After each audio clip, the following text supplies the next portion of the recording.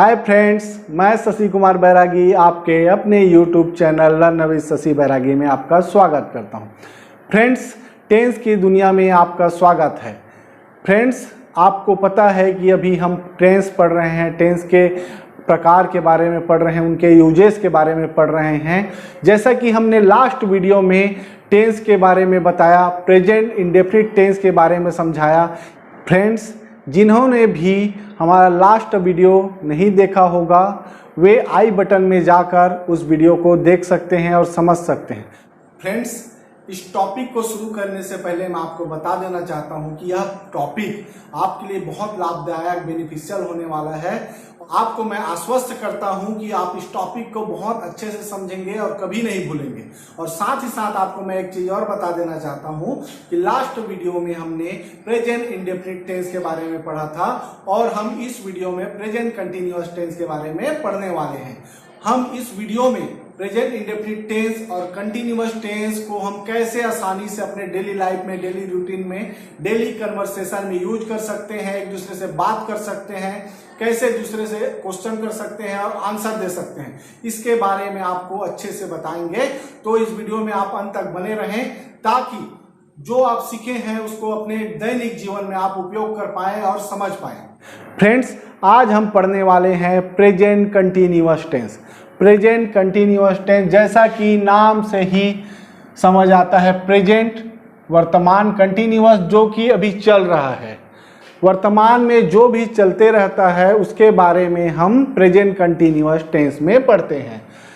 Present continuous को हम यदि हिंदी में समझना चाहें, हिंदी में उसका पहचान जानना चाहें, तो हिंदी में किसी वाक्य के अंत में यदि रहा है, रही है, रहे हैं, रहा हूँ, रही हूँ आए तो हम समझ सकते हैं कि वह वाक्य प्रेजेंट कंटिन्यूअस टेंस का है। फ्रेंड्स, आपको बस इतना समझना है कि अंत में ह और हा आना चाहिए, भले वो है हो कि हूँ हो, जो भी हो, परंतु लास्ट में रहा के साथ ह का सेंस आना चाहिए। फिर आप समझ सकते हैं कि यह प्रेजेंट कंटिन्यूअस टेंस का वाक्य है। फ्रेंड्स, प्रेजेंट कंटिन्यूअस टेंस को समझाने से पहले हम आपको बता दें कि प्रेजेंट कंटिन्यूअस टेंस में तीन हेल्पिंग वर्ब होते हैं। तीन हेल्पिंग वर्ब होते हैं, is, am, are. Is, am, are, इसके बारे में हमने अपने पिछले वीडियो लेसन में आपको बताया है।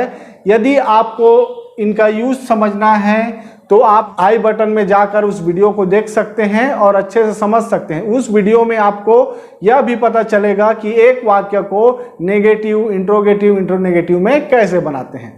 तो फ्रेंड, फिर भी मैं आपको थोड़ा सा बताना चाहूँगा। इज, इज का हिंदी सेंस होता है। इज का हिंदी सेंस होता है।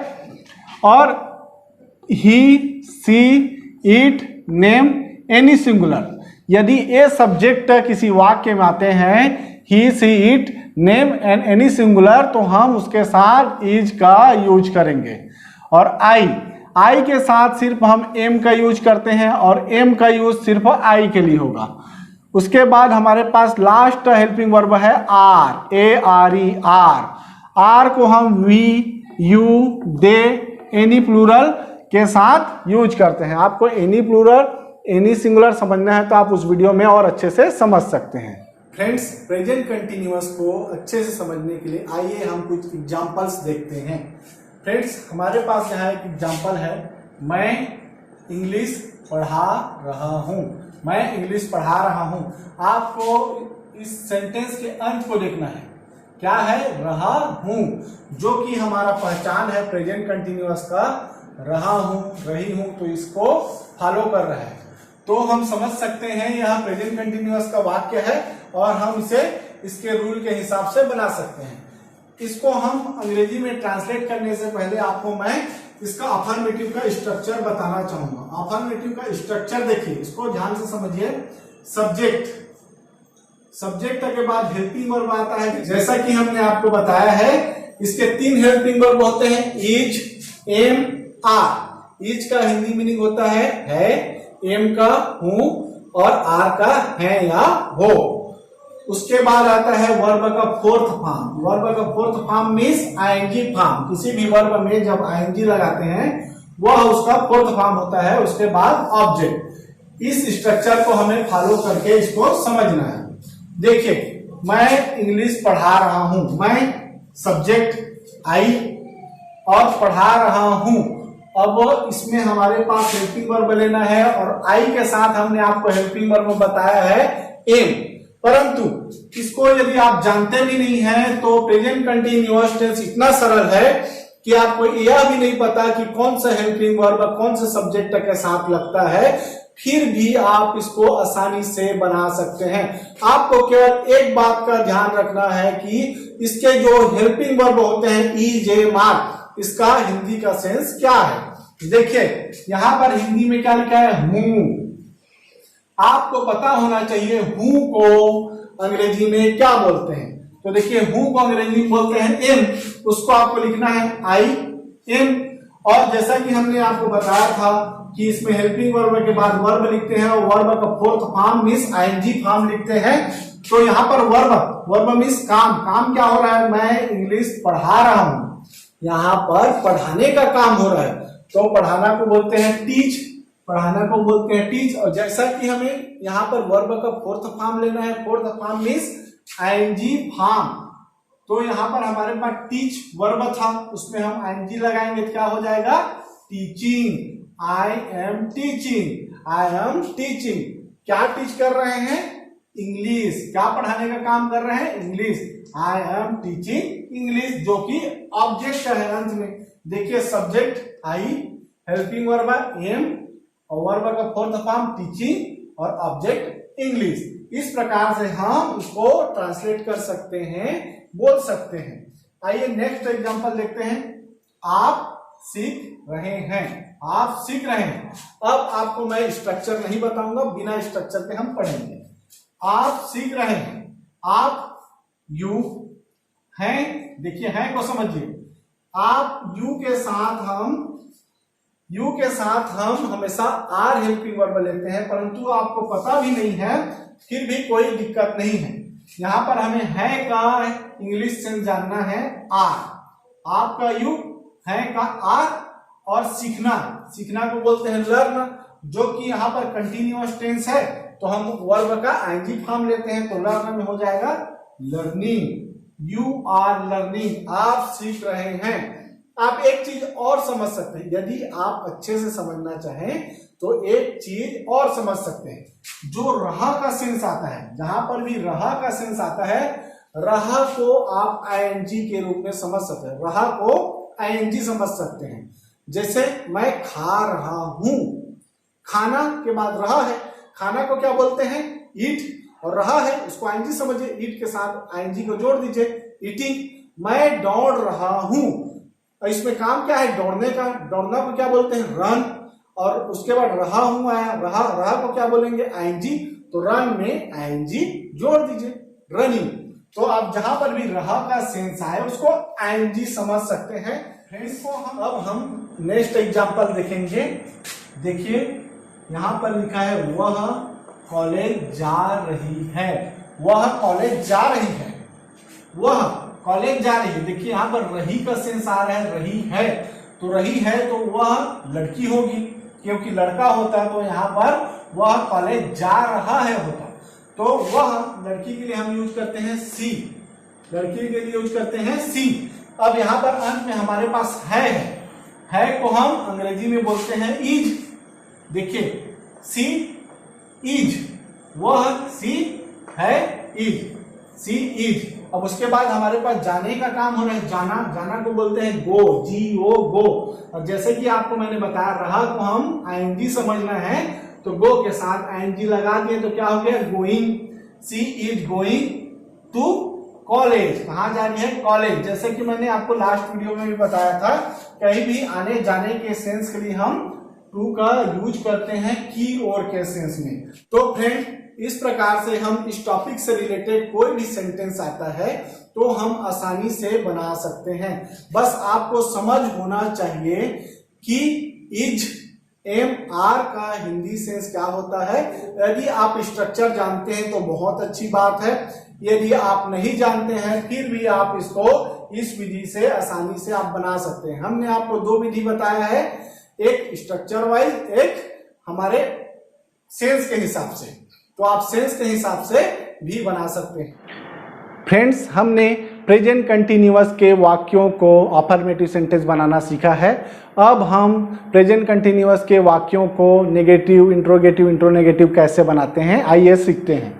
फ्रेंड्स, हमारे पास एक वाक्य है, वह एक मूवी देख रही है। मूवी देख रही है मीन्स लड़की है, वह, उसके लिए हमने लिखा सी, क्योंकि वह लड़की के लिए हम लिखते हैं सी। और जैसा कि आपको पता है, सी के साथ हम हेल्पिंग वर्ब लेते हैं इज। यदि आप हेल्पिंग वर्ब को भी नहीं जानते हैं तो आप है का सेंस भी ले सकते हैं। है को अंग्रेजी में बोलते हैं इज, तो सी इज। अब हेल्पिंग वर्ब के बाद हम लेते हैं वर्ब, तो वर्ब के लिए हम लिखेंगे वॉच, और वर्ब का फोर्थ फॉर्म हम लेते हैं प्रेजेंट कंटिन्यूअस में, तो वाचिंग। जैसे कि रहा का सेंस हम आईएनजी के रूप में भी ले सकते हैं, वॉच मीन्स देखना, और रहा के सेंस के लिए ING, watching a movie. She is watching a movie. अब इसका हम नेगेटिव बना के देखते हैं।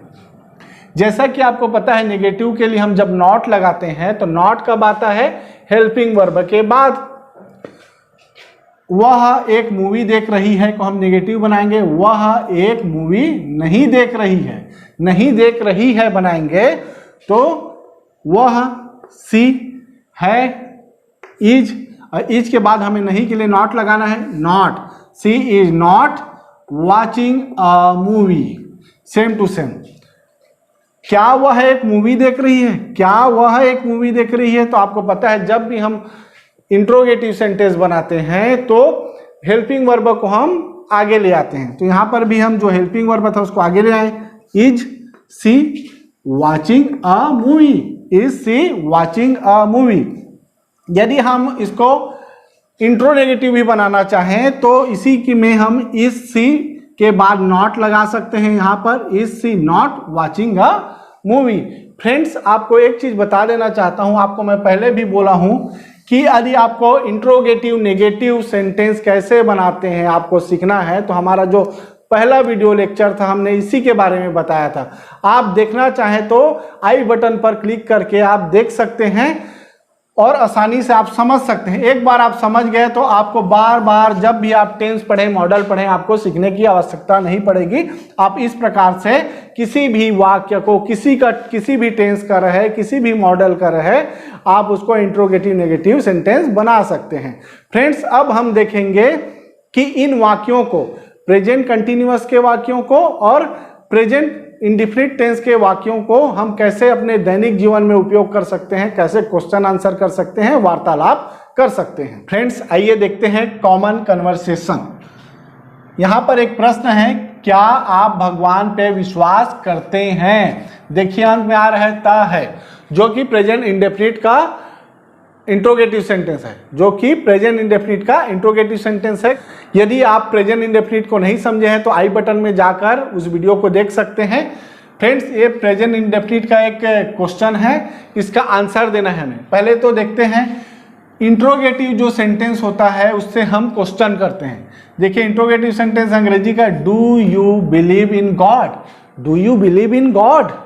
तो इसका आंसर हम यस या नो के साथ देते हैं। यदि हम बिलीव करते हैं गॉड पे तो हम बोलेंगे yes I believe in God. यदि हम बिलीव नहीं करते हैं तो no I don't believe in God. Do not को हम डोंट भी बोलते हैं, no I do not believe in God. इस प्रकार से हम आंसर दे सकते हैं। डू यू डांस, क्या आप नाचते हो? Yes I dance. No I don't dance. Do you play cricket? Yes, I play cricket. No, I don't play cricket. I do not play cricket. इस प्रकार से हम बहुत सारे क्वेश्चन आंसर कर सकते हैं। नेक्स्ट एग्जांपल देखते हैं, नेक्स्ट क्वेश्चन देखते हैं, क्या दीपिका बाजार जाती है? क्या दीपिका बाजार जाती है? यहां भी देखिए त और ह का सेंस आ रहा है, जो कि प्रेजेंट इंडेफिनिट टेंस को बिलोंग करता है। तो इसका क्वेश्चन होगा does Deepika go to market? Does Deepika go to market? क्या दीपिका बाजार जाती है? इसका आंसर भी हम यस या नो के साथ दे सकते हैं। यदि यस बोलना है, यस दीपिका गो का यहाँ पर ध्यान दीजिए गोस हो गया, क्योंकि हम जब अफर्मेटिव सेंटेंस बनाते हैं प्रेजेंट इंडेफिनिट टेंस में सिंगुलर सब्जेक्ट के साथ, तो हम वर्ब का 5वां फॉर्म लेते हैं। देखिए यहाँ पर क्या था, डज लगा हुआ था, इंट्रोगेटिव सेंटेंस था, तो यह फर्स्ट फॉर्म में था, परंतु यहाँ पर कोई हेल्पिंग वर्ब नहीं है अपने पास, यह एक अफर्मेटिव सेंटेंस है, तो हम लिखेंगे yes Deepika goes to market, क्योंकि गो का 5वां फॉर्म हम यूज करते हैं। यदि हम नहीं बोलें दीपिका बाजार नहीं जाती है, तो हम बोलेंगे no Deepika does not go to market. Does Rani play hockey, does Rani play hockey, क्या रानी हॉकी खेलती है? तो हम आंसर में यस नो दोनों दे सकते हैं। Yes Rani plays hockey, no Rani does not play hockey. इस प्रकार से हम इसका भी आंसर दे सकते हैं। आइए देखते हैं, नेक्स्ट क्वेश्चन है, क्या आप कुछ सोच रहे हैं? क्या आप कुछ सोच रहे हैं? यहां पर देखिए रहा का सेंस आ रहा है ह के साथ, जो कि प्रेजेंट कंटिन्यूअस टेंस को बिलोंग करता है। यहां पर हमारा इंग्लिश का सेंटेंस होगा are you thinking something, are you thinking something. इसका भी आंसर हम यस या नो के साथ दे सकते हैं। यदि हम यस बोलेंगे तो बोलेंगे यस आई एम थिंकिंग, हाँ मैं सोच रहा हूं। नो बोलेंगे तो हम बोलेंगे no I am not thinking. इस प्रकार से और भी बहुत सारे सेंटेंस का हम हिंदी में इंग्लिश कर सकते हैं और क्वेश्चन आंसर कर सकते हैं। आर यू डांसिंग, क्या आप नाच रहे हो? Yes I am dancing, no I am not dancing. Are you playing hockey, क्या आप हॉकी खेल रहे हो? Yes I am playing hockey. No बोलेंगे तो हम बोलेंगे no I am not playing hockey. Are you listening me, क्या आप मुझे सुन रहे हो? Yes I am listening you, no I am not listening you. Are you learning English, क्या आप इंग्लिश सीख रहे हो? Yes I am learning English, no I am not learning English. इस प्रकार से हम बहुत से क्वेश्चन आंसर अपने दैनिक जीवन में एक दूसरे को कर सकते हैं। फ्रेंड्स, आशा करता हूं कि यह वीडियो लेसन आपके लिए बहुत ही लाभकारी बेनिफिशियल हुआ होगा और आप अच्छे से इस लेसन को समझ पाए होंगे। फ्रेंड्स, मैं चाहता हूं कि आपका सपोर्ट ऐसे ही हमें मिलता रहे और आप हमारे वीडियो को लाइक करते रहें, और जिन्होंने भी हमारे चैनल को सब्सक्राइब नहीं किया है प्लीज वे हमारे चैनल को सब्सक्राइब कर लें, ताकि हमारे वीडियोस आप तक पहुंचते रहें, और बेल आइकन को दबाना बिल्कुल ना भूलें। और फ्रेंड्स, आपने हमारे वीडियो को अंत तक देखा उसके लिए आपको बहुत बहुत धन्यवाद। Thank you very much for watching this video.